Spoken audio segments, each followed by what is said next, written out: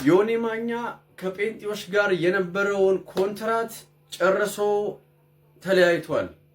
በህይወቴ የተደሰትኩበት ቀን ነው ያ ቀንና ስጠብቀው የነበረ ጠላት ያፈረበት ቀን ነው። እኔ ፈርቻ አይደለም ሰምቼ ነው ጴንጤ የሆንኩት። አንቺ ግን ሲጨንቅሽ ብትመጪ አንቀበልሽም ብለው ሁሉ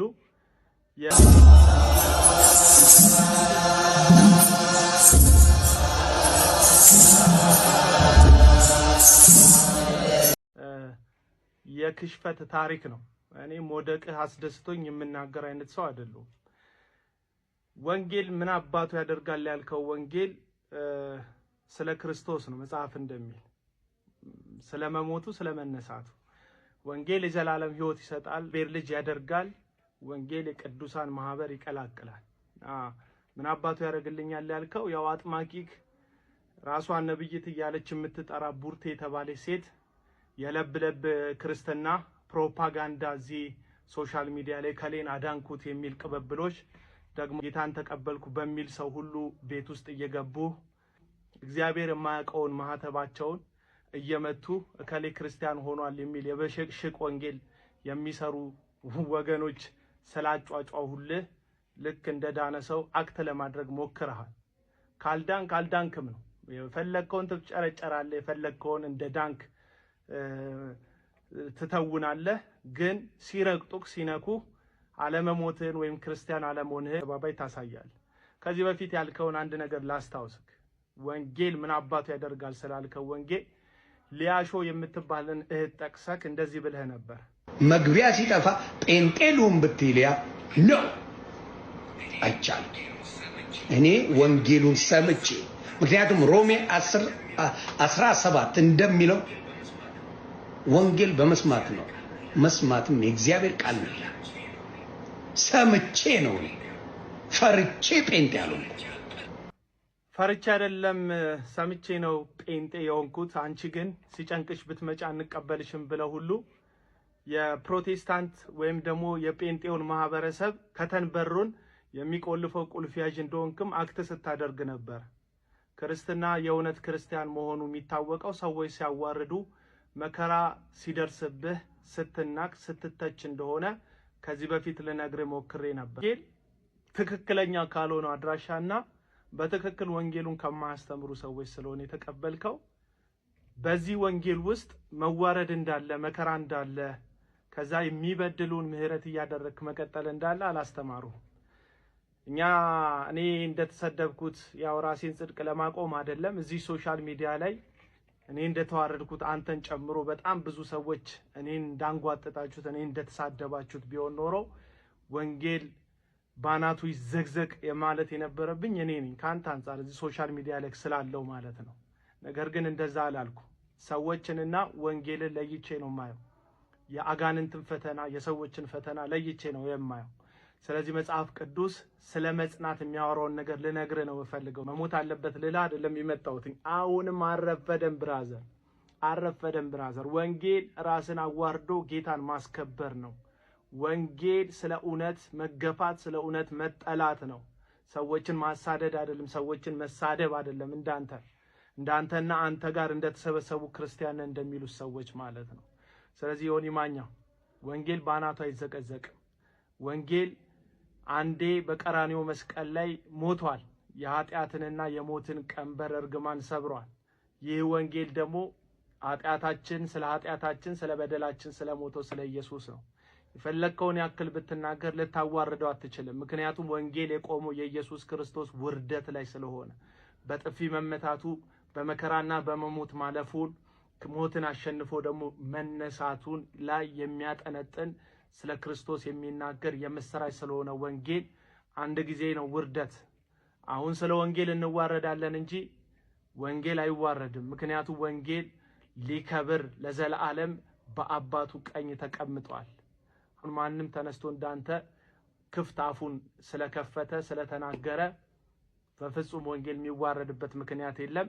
ከእውነተኛው ምንጭ ያልቀዳ እውነተኛውን ወንጌል ያልሰማ ሰው የእውነት ዳነ ብለን ለማውራት ባንቸኩል ደስ ይለኛል። አሁንም አንተ የዳነ እውነትና ውስጥ ካለ መመለስ የምትችልበት ይቅርታ የምትጠይቅበት እድል አለ እላለሁ። ይመች። ወንጌል ይላሉ እንዴ? ወንጌል አይደል እንዴ? ስለያዝኩኝ ማንም እየመጣ የሚጨፍርብኝ ቀቅላችሁ ብሉት። ወንጌል ምን አባቱ ያደርግልኛል? በክብሬ አልደራደርም። ከ6 ወር በፊት ዮኒ ማኛ አልተለወጠም፣ የውሸቱን ነው፣ ከጥቂት ጊዜ በኋላ ወደ ቀደመ ነገሩ ይመለሳል ብዬ ቪዲዮ ሰርቼ ስንት ሰው እንደሰደበኝ፣ ስንት ሰው ተቃውሞ እንዳደረሰብኝ፣ እረ አሁን ተለውጧል፣ መቼም አይመለስም ወደዛ ስድቡ፣ ስንትና ስንት ነገር እንደተባልኩኝ እኔ ነኝ የማውቀው። እንደምታዩት ነው። ለማንኛውም ከ6 ወር በፊት እንደዚህ ብዬ ነበረ። የተባሉ በክርስትና ሕይወት ያሉ ወንድምና እህቶች አሉኝና እኔ ክብሩን እሱ ይውሰድ፣ የኔ አይደለም።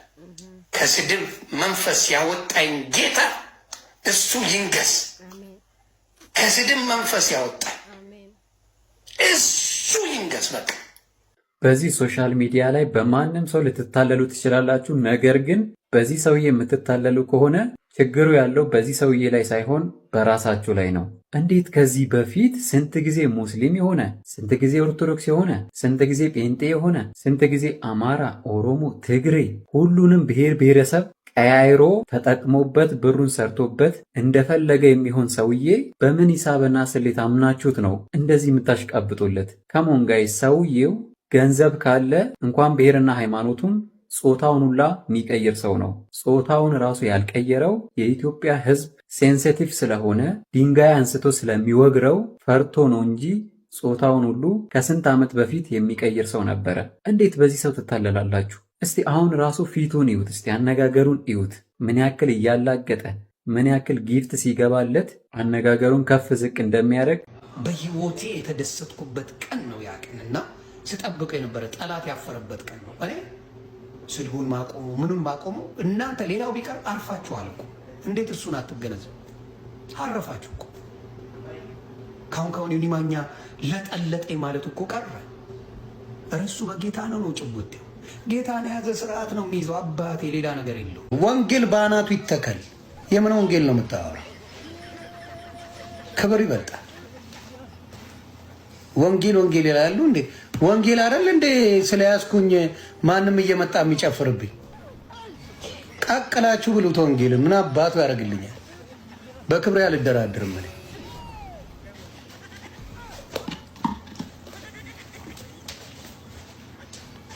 ወንጌልን ቀቅለ ብላው አልኩ።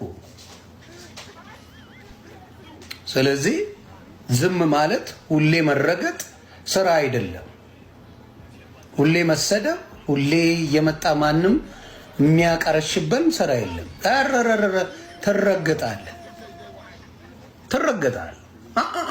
በርጌ ነው ምረጥ። ፓስተር ማኛው ምን ነው ገቢ ቀዘቀዘ እንዴ? ወደ ቀድሞ አቋምሽ ተመለሽ። ድሮም እኮ እዛ ሰፈር የምትሄዱ ሰዎች እኛ እናውቃለን እኮ። እኛ ኦርቶዶክስ አይኖርም እናውቃለን። ኮንትራትሽ ያለቀ መሰለኝ። አይ ማኝት እንግዲህ ያው ላስ መደራረግ ተጀምሯል። ወንጌል ምን አባቱ ይሰራልኛል ማለት ጀምራለች እቺ ሰውዬና። ለማንኛውም እዛ ሰፈር የምትሄዱ ሰዎች ድሮ ሳንተ ቀለሜ እግር ስር ተቀምጠ ምን ልትማር፣ ከስድብ ውጪ ምን ልትማር አስበ ነበረ? በቃ ትንሽ ፕሮማክሶች ምናምን የሆነ ነገር አዋተው ይሄ የተለቃቀመ የእርዳታ ገንዘብ ሰጡሽና ትንሽ ኦርቶዶክስን ተሳደቢልን አሉሽ፣ ጮሽ። ከዛ በኋላ እነሱም እኛም የሚወርድልን ጠፍቷል፣ ፈንዱ ተቋርጦብናል ብለው ዞር ሲልቡሽ፣ ዛሬ ደግሞ መጥተሽ ወደ ስድብሽ ገባሽ። ለማንኛውም እዚህ ቲክታክ ፕላትፎርም ላይ ያላችሁ ሰዎች ይሄ ሰውዬ ድጋሚ እየመጣ ነውና ወረድ አድርጉልኝ ሊል ነው። አንበሳና ምናምን ያው እነ ፕሮማክስ እነ ጴንጤ ጋር ገንዘብ ጨርሰናል ብለው አባረውታል። ዮኒ ማኛ ከጴንጤዎች ጋር የነበረውን ኮንትራት ጨርሶ ተለያይቷል። ናቱ ይተከል። የምን ወንጌል ነው የምታወራው? ክብር ይበልጣል። ወንጌል ይላሉ እንዴ? ወንጌል አይደል እንዴ? ስለያዝኩኝ ማንም እየመጣ የሚጨፍርብኝ ቀቅላችሁ ብሉት። ወንጌል ምን አባቱ ያደርግልኛል? በክብሬ አልደራደርም። አነጋጋሪውና እንግዲህ የተለያዩ ቤተ እምነቶችን በመርገጥ በመቅመስ በመሳደብ የምናውቀው ዮኒ ማኛ ወደ ቀደመ ክብሩ ተመልሷል። ጊፍቶች በምፈልገው መጠን ስላልመጡልኝ ወንጌልን ባናቱ ተተከል ብዬ ወጥቻለሁ እያለ ነው። በነገራችን ላይ ዮኒ ማኛ ወንጌል እኮ ድንኳን አይደለም ዝም ብሎ በየቦታው የሚተከለው። ወንጌል ማለት ወደ ክርስቶስ ለመቅረብ የሚያስፈልገን ትምህርት ወይም ደግሞ ምስራች ማለት ነው። በመሰረቱ አንተ ወንጌል የነበረበት ቤትም አልነበርክም። አንተ ውስጥ ምንም አይነት የወንጌልን ጥፍጣፊ ዕውቀትም አልነበረም። ስለዚህ ይህን ነገር ብትናገር ያን ያክል ሊያስገርም አይገባም። ሌላው ደግሞ ክብር ያልከው ነገር ነው። አንተ ክብር ያልነበረ ሰው ስለ ክብር ስታወራ ያስገርምና ግን ደግሞ ዮኒ ማኛ እንዳለ ስታስብ ትረጋጋለህ። ለማንኛውም ወደ የትኛው ቤተ እምነት ደግሞ ሄደ አቧራ እንደምታስነሳና እንደምትሳደብ እንጠብቃለን። ለማንኛውም ልናገር የምፈልገው ነብይት ብርቱካን ነይና ሬሳሽን አንሺ። እኛ የማንም ሬሳና የማንም ቆሻሻ መጠራቀሚያ አይደለንም ለማለት እፈልጋለሁ። አመሰግናለሁ።